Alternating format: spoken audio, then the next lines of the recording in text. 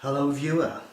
Following on from my last video, I haven't heard from my mum, which means I'll just crack on with doing what I've been doing, which got me into trouble in the first place. So there you go, it's just, it's the way it is. Okay, so anyway, the title of today's video is Jehovah's Witnesses and Misogyny.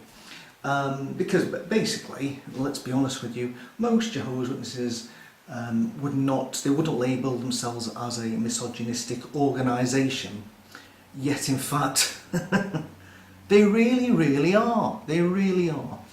And I probably most women, or let's call them sisters, let's call them in the phrase I use, would say that, oh no, it's not, that's the way it should be, that's the way that God intended it to be, so that's the way it should be. So when you look at from the very bottom of responsibilities in the congregation to the very top, you will not find a woman in any of them. There's no women there, nothing at all. No women doing anything at all. From the guys doing the magazine, the counter, doing the sound, doing the mics, anything. Servants, elders, branch overseers, are they gone now? Circuit overseers, are they gone? One of them's gone. Right up and through to head of departments, governing bodies, so forth. It's men who rule the roost, and they have done forever, as far as I'm aware. And the thing about it is, let's be honest, some women could do a way better job than most of the men who do these responsibilities. If you think about, for instance, if you get into a little bit of bother and you have to face a judicial committee, everybody's favourite meeting, that one, and you're in the judicial committee with 3 men. Now if you're a woman, right, sometimes your judicial committee is about maybe something that you've engaged in some sexual practice, for instance, with a bloke, or by yourself, or maybe with another woman, I don't really know. But anyway, you're there with in a meeting with 3 guys who really want to know all the ins and the outs of what actually happened, during your misdemeanours, your sexual misdemeanours. They want to know everything. Now the thing about it is, that's 3 men you as a woman have got to deal with, and you've got to be there on your own. That's 3 women, and I can't think of anything else. If for instance something had happened in a workplace, for instance, I would have thought there would have to be a representation by a woman. If there'd been sort of sexual complaint, that does have to be a woman there. If it was levelled against a woman. I would have thought, even with the police as well, you've got to have a female officer there, or maybe 2 female officers. But with Jehovah's Witnesses, no, there isn't, because of course women can't be elders. So in that judicial committee, it's just men. But the funny thing is that bizarrely, God made this wonderful arrangement, or the fine arrangement, where a man would live forever with a woman. I don't know if that's a wise thing, but that's the arrangement that happens. And the way that's supposed to work out is that when you have children, that there needs to be a balance. Women are usually a little bit more emotional than men, or softer. They're usually softer than men in relation to a lot of things. Certainly in my relationship with my wife and my son, and men are a little bit more, that's it, they're more logical about it, and they come to the decision, that's what we're going to do. Especially if your child's done something wrong, right, we're going to do this because he's done that. But then a woman will balance that by saying, look, can we think about how this is, it can be a little bit more emotional, can be a bit more softer, and then hopefully, what if your child's erred for whatever it is, there can be a more reasonable punishment if punishment's needed. I would love the fact that maybe that women should be involved in judicial committees, because that's what men are like. It's quite, you've broken this, commandment. This is what we're going to do. When a woman would say, well, hold on a second, can we think about the circumstances? We'll think more, feelings from the heart. Being a bit more softer. But unfortunately, that doesn't happen. So that's what I'm saying. That if women were involved in judicial committees, for instance, when the future of you being a Jehovah's Witness, well, let's think about it. Judicial committees mean if you come out of that meeting and you've been disfellowshipped, well, if Armageddon comes tomorrow, because it's just round the corner, isn't it? Now, that you're going to be put to death by God because you've been booted out of the congregation by 3 blokes, when if it had been like 2 blokes and a woman, or 1 bloke and 2 women, especially if it's a woman who's been disfellowshipped, maybe that wouldn't have been the conclusion. But that's what happens. So it's not only just like judicial committee meetings, it's also lots of things. I know, many times I used to go to the meetings, and then all of a sudden you turn up for for the Sunday meeting, and then you see who the speaker is. Brothers, we'd like to invite brother, and you go like this, oh my God, because you knew you were going to be in 45 minutes of complete utter boredom by a brother who'd spend most of the time not even looking at you in the eye, just reading stuff out, have no ability to bring alive the subject he was dealing with, have no way of expressing themselves, and it'd just be absolutely boring. And that was back in the days before you could then maybe get your phone up, be in the sound booth, and be watching a football match with muted, or anything else more interesting than listening to this guy. And I know lots of women, lots of sisters who would have been able to do a far better job as public speakers than half of the elders were. Some sisters' knowledge of the Bible was unbelievable. They could literally, they could knock the spots off leopards with what they knew. And the only time they ever got to express themselves is when they did the watch tie, they put up their hands, also joined the group, which apparently doesn't exist anymore. That's one loving arrangement from Jehovah that's been rescinded. That's getting a little bit more starved on these spiritual feasts. When we don't do the group, they don't do the group anymore. I think it's obviously it must be starters and main course, but the dessert's been no dessert for you because you're too full up from your starter and your main course. And that's a new way women would be able to express themselves.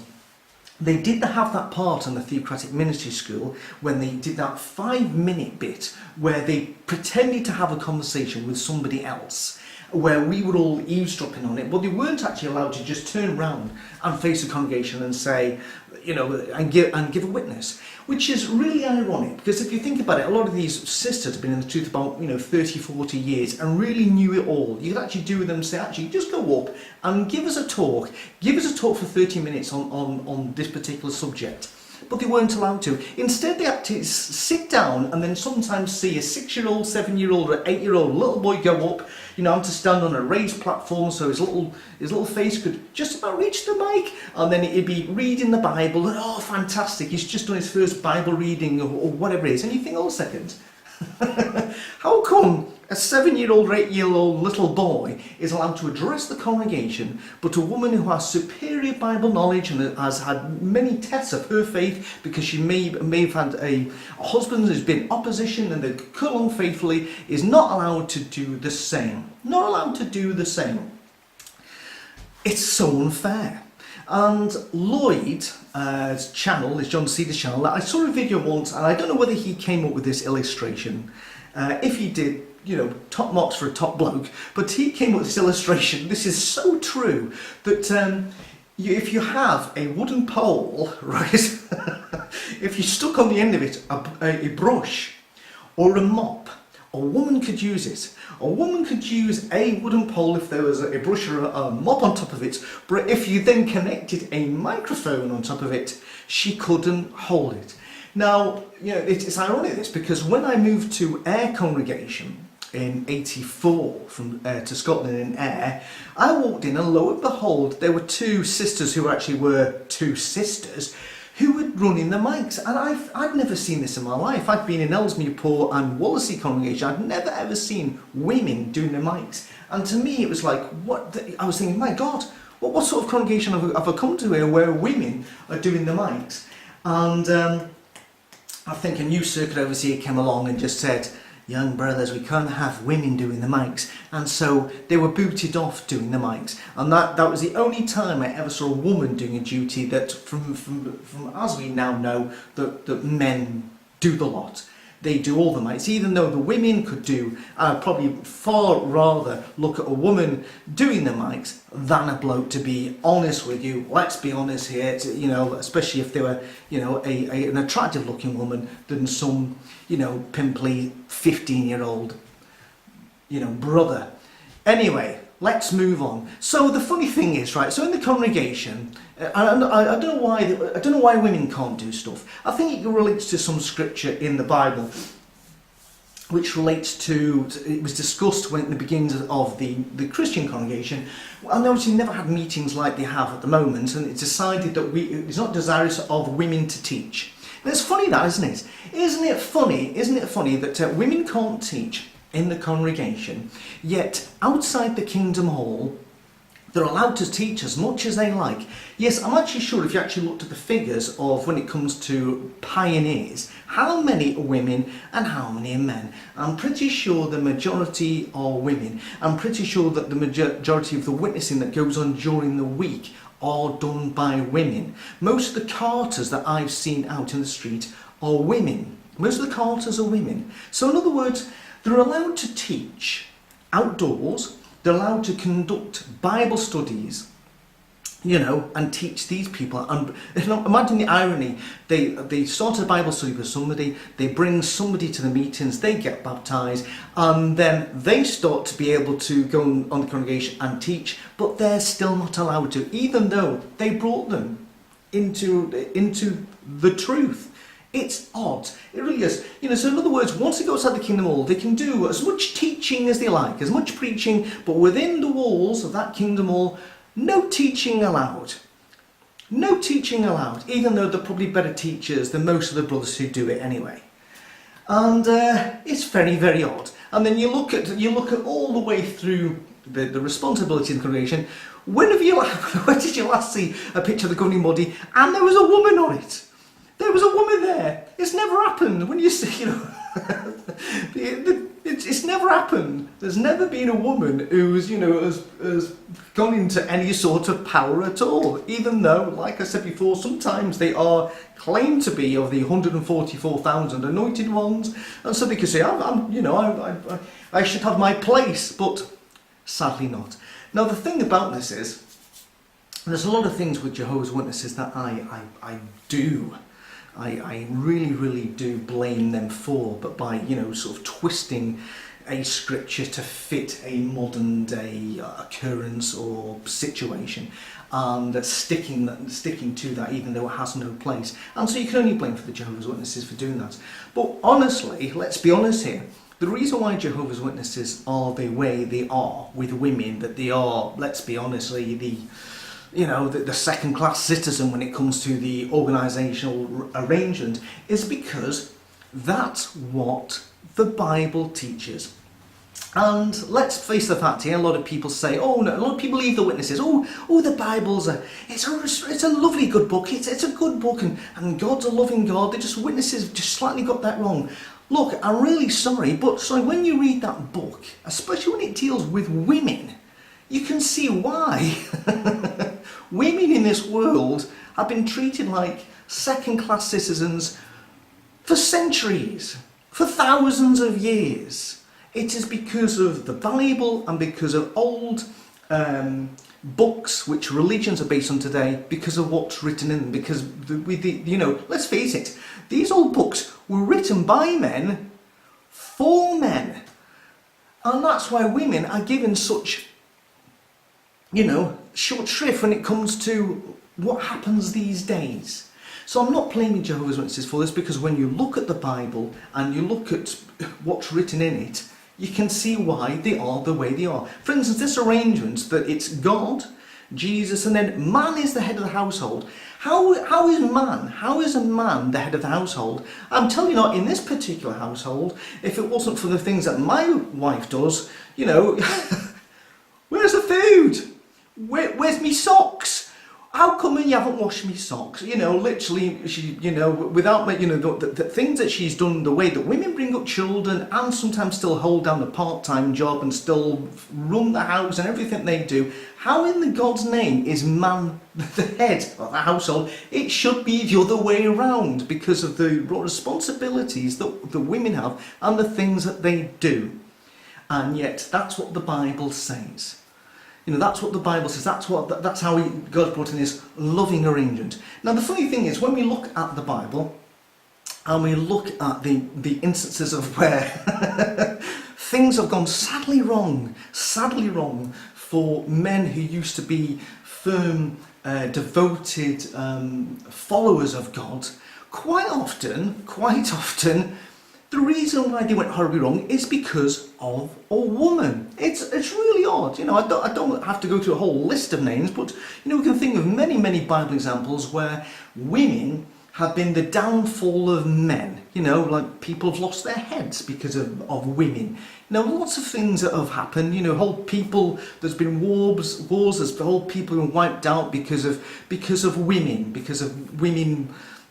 Being a bit devious and naughty, that women are always portrayed as being a little bit, a little bit dodgy, and it doesn't end. You start off the first book in Genesis, and there's peace and harmony in the whole of the world. You create a woman, and everything is fucked up after that. Let's be honest. After Eve is created, and I'm amazed I actually mentioned her name because loads of people, women in the Bible. Never going to mention, but we'll come back to that one. So the first woman in the world is peace and harmony in the whole of the universe with the angels and the animals and Adam. Along comes Eve, and it all goes horribly wrong. You go to the last book of the Bible, Revelation. Who's on top of the wild beast? It could have been a male prostitute. They did exist back in those days. That it's that sort of it has been on front of Britain. No, it's a harlot. It's a woman. It's a harlot again. So there you go. The first woman who in the Bible, Eve, leads us all to sin and die, and then of course and then you get the harlot on top of the wild beast in the book of Revelation. And when you look at all the other things that are happening in the Bible in between, there's countless cases of women. Leading good men astray. And in fact, the interesting thing about it is, let's think about, for instance, the flood. Let's think about the flood. Right, so you get Noah and his three sons. Noah, Ham, Japheth, and whatever his name was, Jimmy. Right, you get his three sons, right? And basically, God at that point says, I'm going to keep you, Noah, and your family, and your sons, and I'm going to kill everybody else in. And it was, again, as I say this many times, it's the worst case of animal cruelty that we'll ever know, where poor little animals all around the world, little animals all drowning at the same time because God didn't have enough intelligence to think, actually, why don't we just kill the giants, the bad people, and maybe those rebellious angels as well, because the animals have done no wrong at all. But no, that loving God that he decided to kill everything. A little bat in Botswana, some sort of little shrew in South America, all drowned. Zebras and all. So, well, we could go on and on this one. But the funny thing is, right, this is a monumental event in man's history, but we don't know the names of the women. We don't know the name of Noah's wife, who must have helped a little bit, and we don't know the name of Noah's daughters-in-law, all three of them, haven't a clue.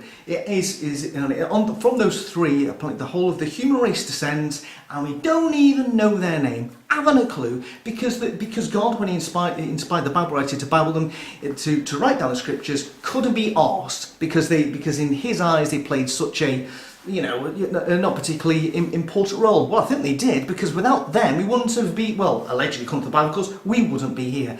You can go on, there's so many other examples of where women are just known as the wife of this and the wife of that. And of course the most famous example, of course, is the wife of Lot. The wife of Lot.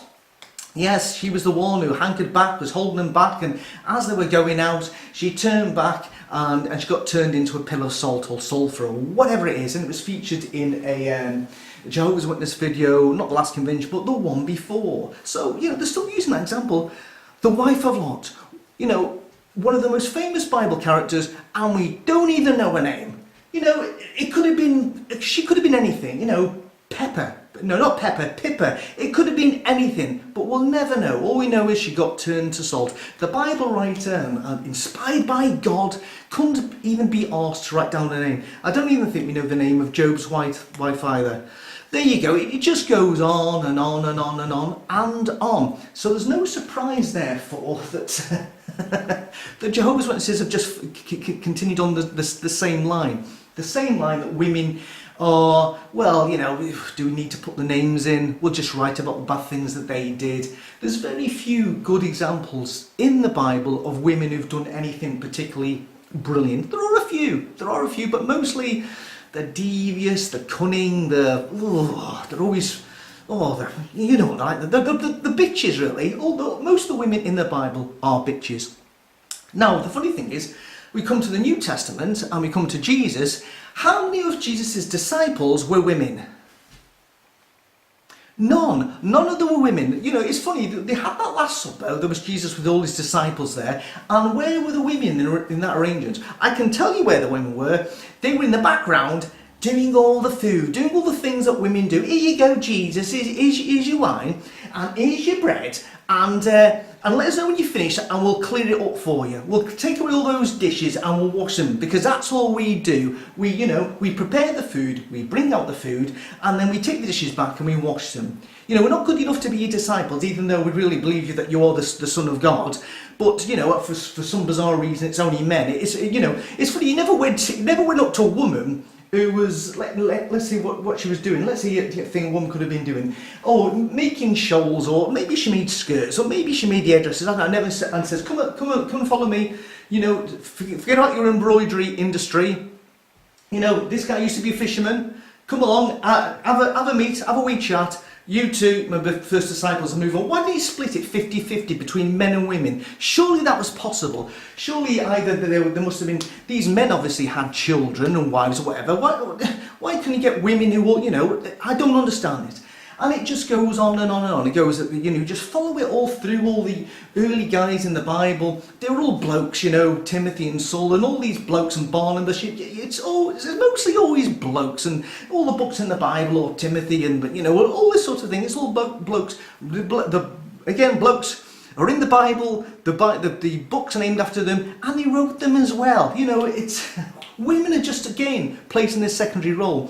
And the thing about it is, it's not just the Bible either. When you compare a lot of the old books, which are these religious texts and books, which a lot of the religions based on these days, it's exactly the same. When you look at what happens in the Middle East and the role of women in the Middle East, you get countries now at the moment that if a woman is found committing of adultery, she gets like a head chopped off. If it's a bloke, he gets a rap on the knuckles. This is what happens, and women have to dress. They have to cover their appearance just in case their features may be a bit tempting for men. Well, sure, it's the men's problem. What about a really fit-looking bloke with a beard and his brown eyes and his hair? Does he have to cover himself because women might lust after him? Where's the fairness in that arrangement? And the thing is, this extends, from the Middle East to countries like India and Pakistan.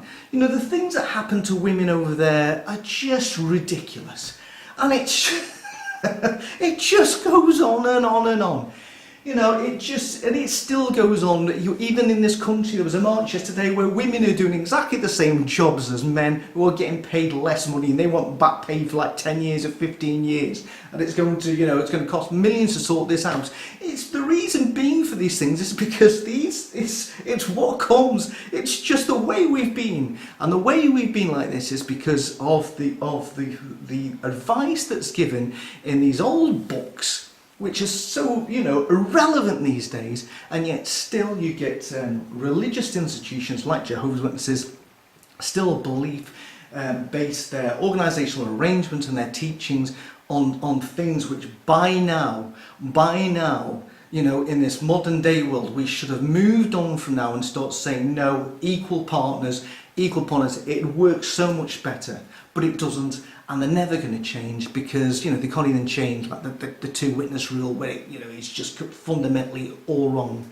So there you have it. You know, lots of women who are in the congregation will probably still secretly harbour, secretly know what the organisation's about, how it's run by men for men, but they can't do anything about it because at the end of the day, if they voice their opinion, they'll be in front of 3 men who will then boot them out. So anyway, that's my latest video on Jehovah's Witnesses, and there'll be more coming soon, I reckon. Bye bye. Thanks for watching.